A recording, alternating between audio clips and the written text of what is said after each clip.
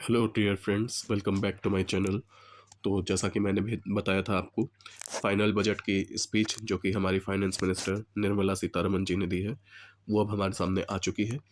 तो मैं आपके सामने इसकी पीडीएफ को अब स्क्रॉल करने वाला हूँ। आप इसको अच्छे से डिटेल में पढ़ें, जहाँ आपको ज़रूरी लगे आप वीडियो को रोक करके स्क्रीनशॉट भी ले सकते हैं। तो आइए देखते हैं क्या हमें मिल रहा है।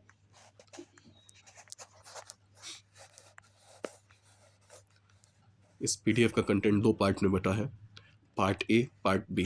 तो पार्ट ए में बात हो रही है युवा शक्ति और 3 कर्तव्यों की, जैसा कि अभी मैंने पिछली वाली वीडियो में भी आपको बताया जो मैंने बजट से डाली थी जुड़ी हुई। रिफॉर्म एक्सप्रेस के बारे में फर्स्ट कर्तव्य जो कि है to accelerate and sustain economic growth.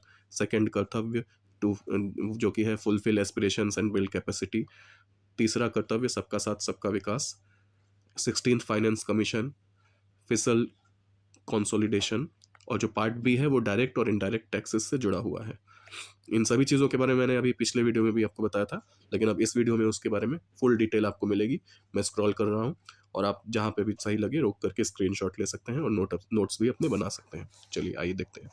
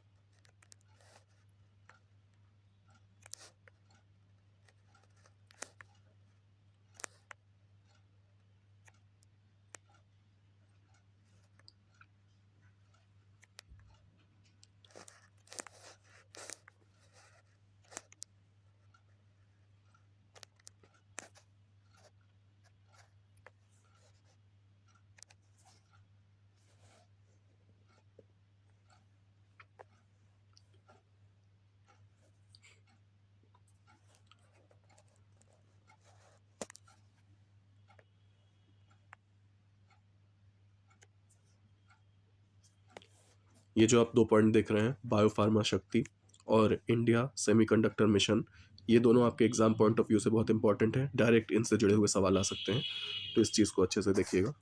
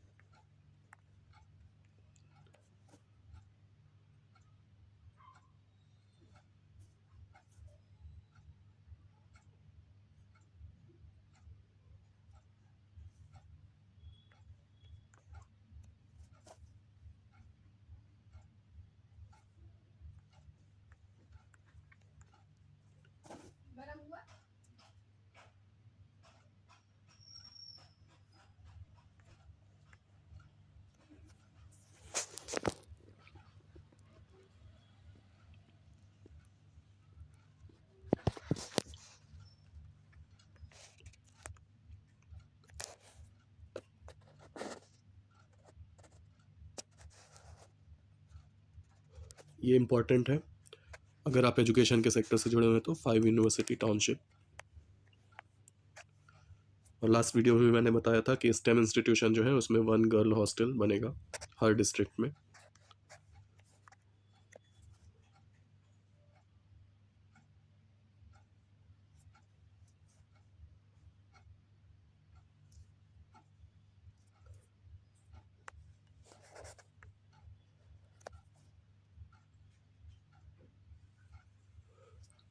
Point number 68 important है। National destination digital knowledge grid बनने वाली है, जहाँ पर सारे के सारे डॉक्यूमेंट आपको मिलेंगे डिजिटल स्टाइल से, कल्चरल, स्पिरिचुअल और हेरिटेज साइट्स के।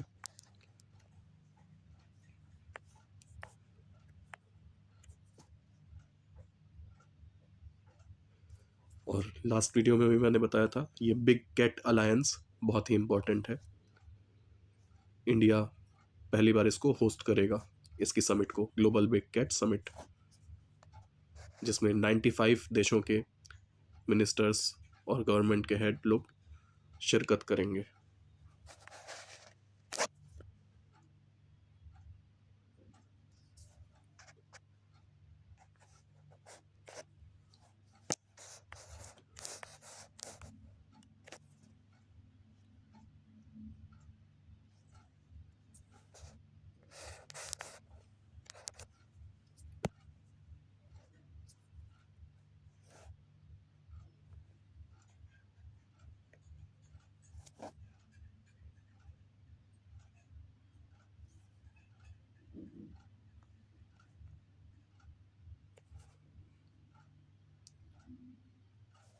ये जो भारत विस्तार लिखा है ये बहुत इंपॉर्टेंट है। ये मल्टीलिंगुअल एआई टूल है जो कि लाया जाएगा। इसका डायरेक्ट फुल फॉर्म भी पूछ सकता है कि विस्तार का क्या फुल फॉर्म है, तो virtually integrated system to access agricultural resources. She marts खुलेंगे रूरल वुमेन के लिए, लेटेंस इंटरप्राइजेस बनाने के लिए। और ये खुल रहे हैं क्योंकि लखपति दीदी प्रोग्राम सक्सेसफुल रहा। दिव्यांगजनों के लिए भी बहुत सी कुछ चीज़ें की जा रही हैं, वो आपके सामने हैं सारी योजनाएं, आप पढ़ सकते हैं, स्क्रीनशॉट ले सकते हैं। मेंटल हेल्थ और ट्रॉमा केयर की चीज़ें भी हैं।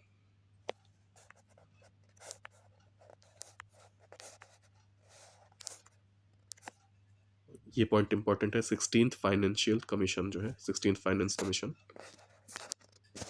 उसने अपनी रिपोर्ट जमा की थी, तो उसी के बेस पर भी कुछ डिसीजन लिए गए हैं जो आपके सामने हैं।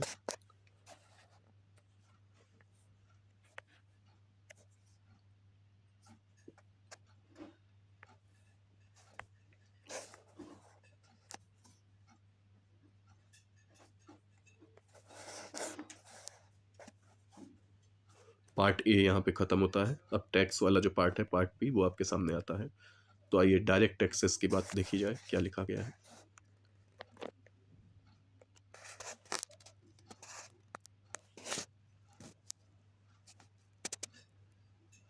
तो जो न्यू इनकम टैक्स एक्ट जिसकी बात हुई थी 2025 में और एक्ट भी आया था, वो इफेक्ट में आ जाएगा 1 अप्रैल 2026 से, यानी इसी साल से।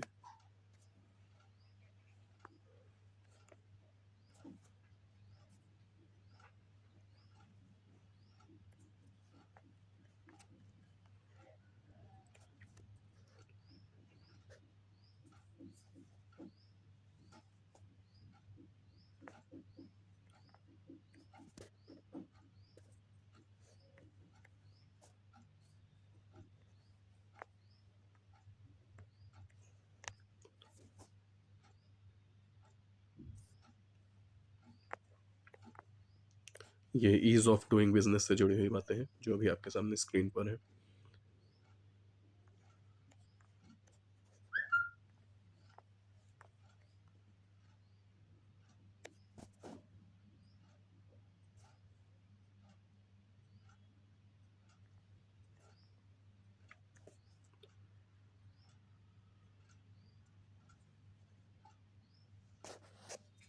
आईटी सेक्टर को इंडियाज ग्रोथ इंजन माना जाता है, यानी वो इंजन जो इंडिया की ग्रोथ को आगे ले जा रहा है, जैसे ट्रेन का इंजन डब्बों को आगे ले जाता है।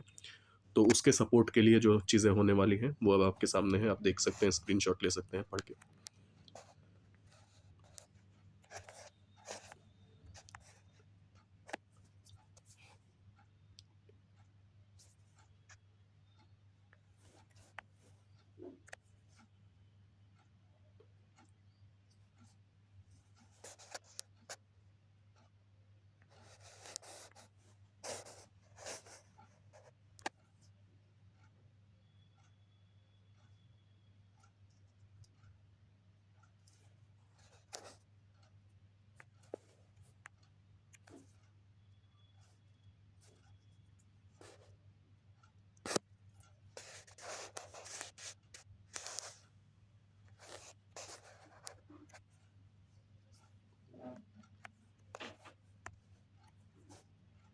अब आ जाते हैं इनडायरेक्ट टैक्स पे।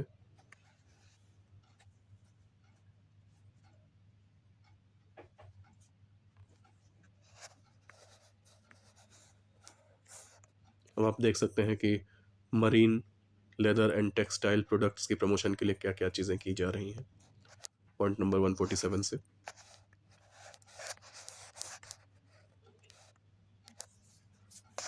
पॉइंट नंबर 150 से 151 है आपका एनर्जी ट्रांजिशन एंड सिक्योरिटी पर।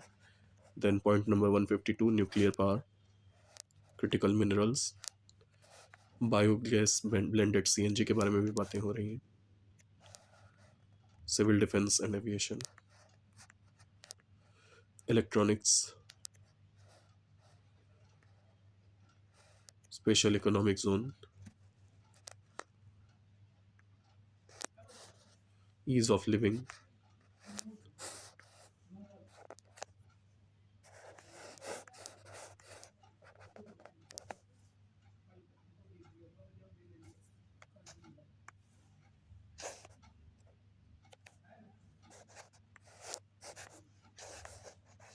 Ease of doing business,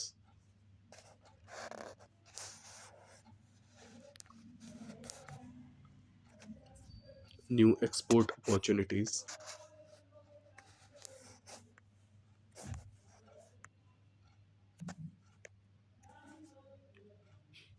ease of living,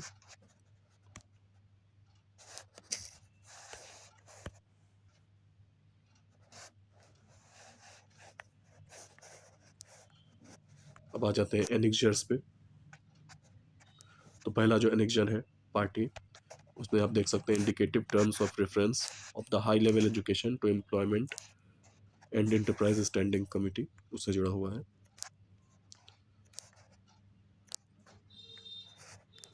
और चूंकि हमारा ज़माना एआई का है तो आप देख सकते हैं कि आर्टिफिशियल इंटेलिजेंस से जुड़ी हुई भी बहुत सी चीज़ें की जा रही हैं।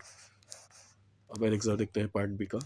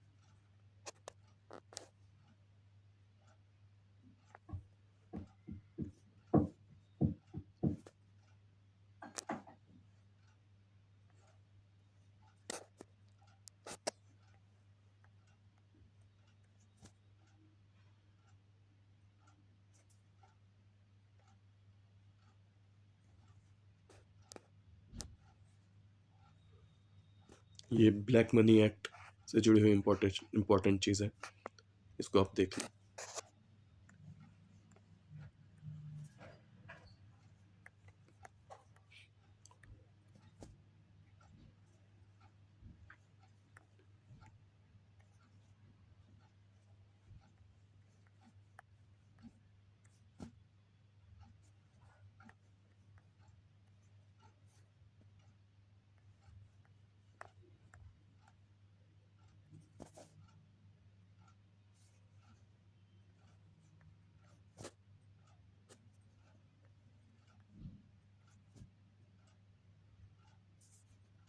अब कॉरपोरेट टैक्स की बात हो रही है।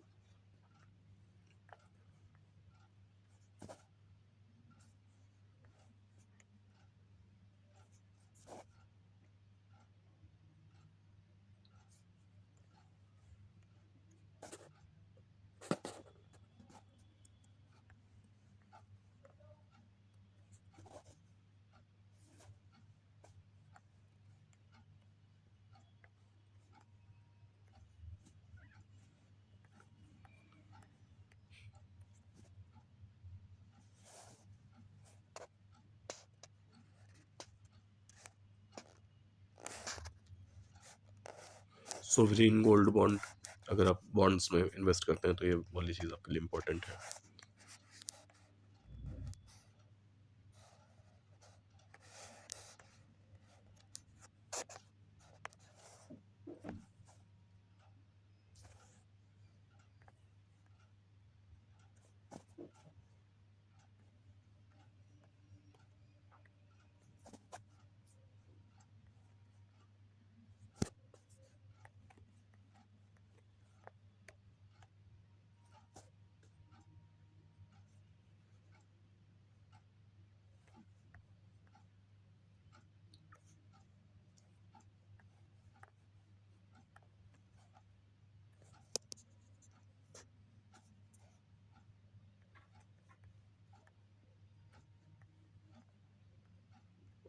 Annexure to Part B, amendments related to indirect tax। ये जो कस्टम एक्ट था 1962 का, उसमें जो अमेंडमेंट्स किए गए हैं यानी सुधार किए गए हैं, वो आपके सामने है।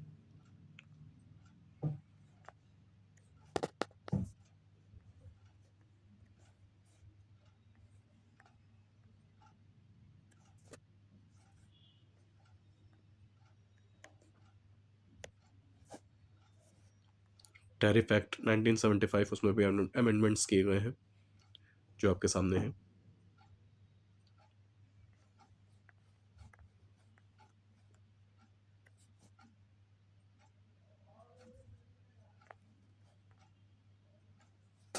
Rules and regulation under customs act, उसमें भी अमेंडमेंट किए गए हैं।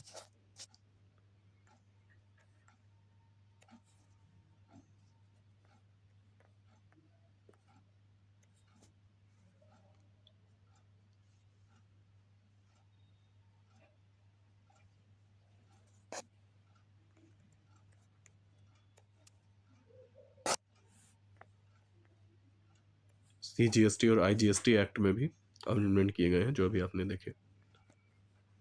कस्टम ड्यूटी की बात कर ली जाए, क्या क्या चेंज हुए हैं रेट में, देख सकते हैं।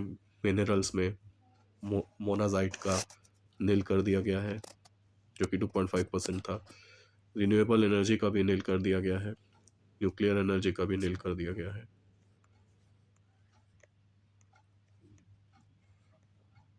इलेक्ट्रॉनिक, सिविल एविएशन, सब आपके सामने है इंफॉर्मेशन।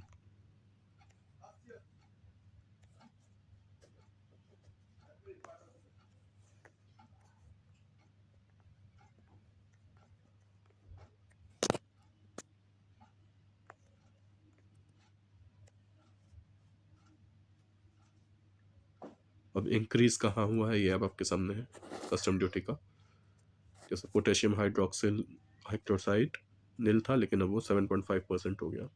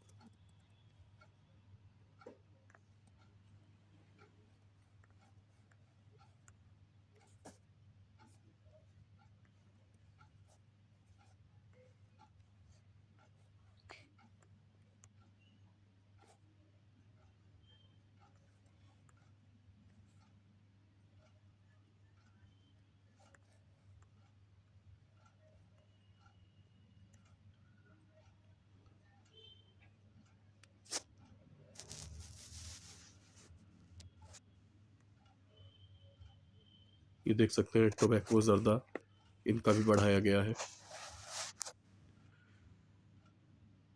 NCCD rate.